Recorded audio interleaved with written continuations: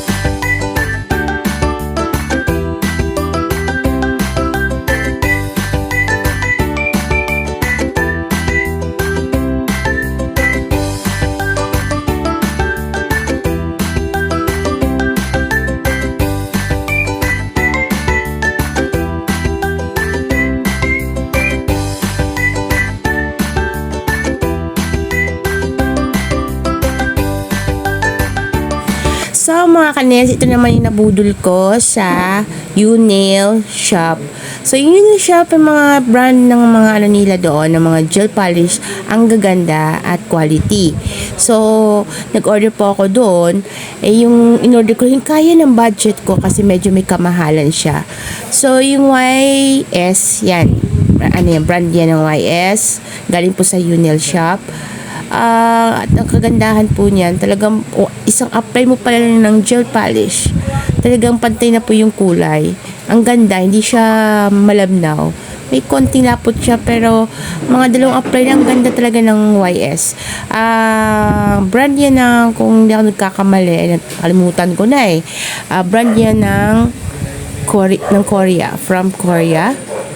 Yes. Kasi ang mga gel polish man ng mga kailangan ng pang-beauty galing sa U-Nail Shop ay magaganda talaga. Yun nga lang, may kakunting kamahalan pero ano naman, kaya ko naman siyang bilhin nung doon pa ako sa Malaysia. Pero kung dito na po ako sa Philippines, ang hirap-hirap ko na talaga siyang bilhin. Parang hanggang tingin na lang ako.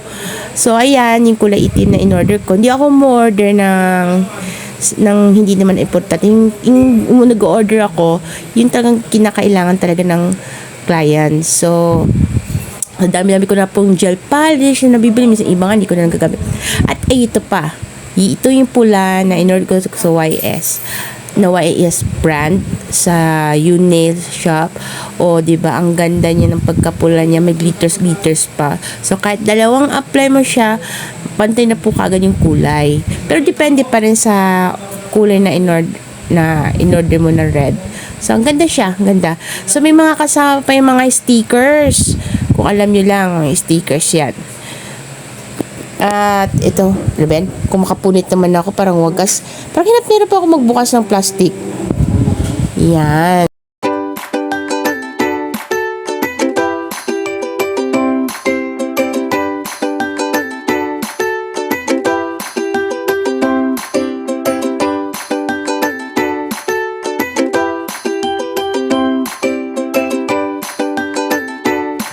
At ito naman ang in-order ko rin na gel polish na puti o adorable. Adorable? O diba, bulol lang.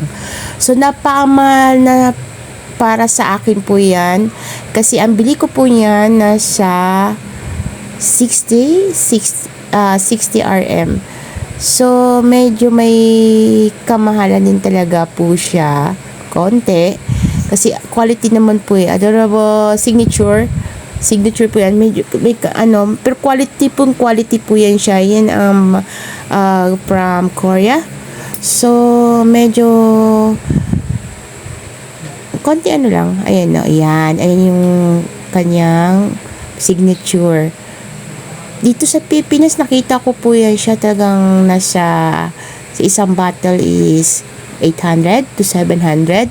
Nakita ko po yan dito Pero parang tingin na lang ako, parang hindi ko talaga siya kayang bilhin.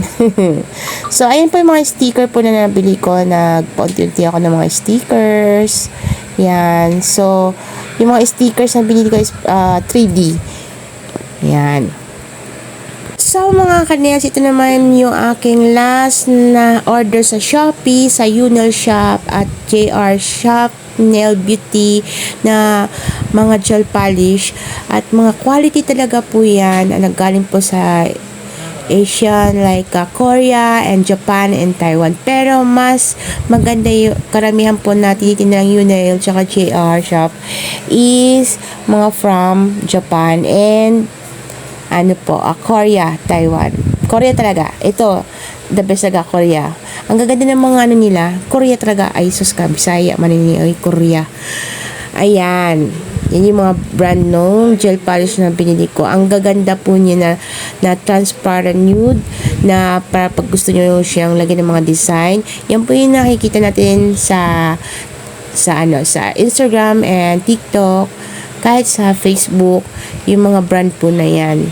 Ako po hindi talaga magpapahuli talaga pag may mga bagong gel polish na ina-upgrade ko talaga yun nasa Malaysia pa po ako. Pero ngayon, dala ko naman sila po dito. Kaya magagamit ko. At hindi lang nagagamit na tinitipid ko po kasi wala po ako mabibilhan ng mga ganyan dito.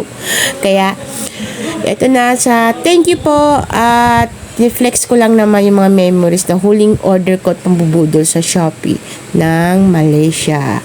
Kaya, thank you.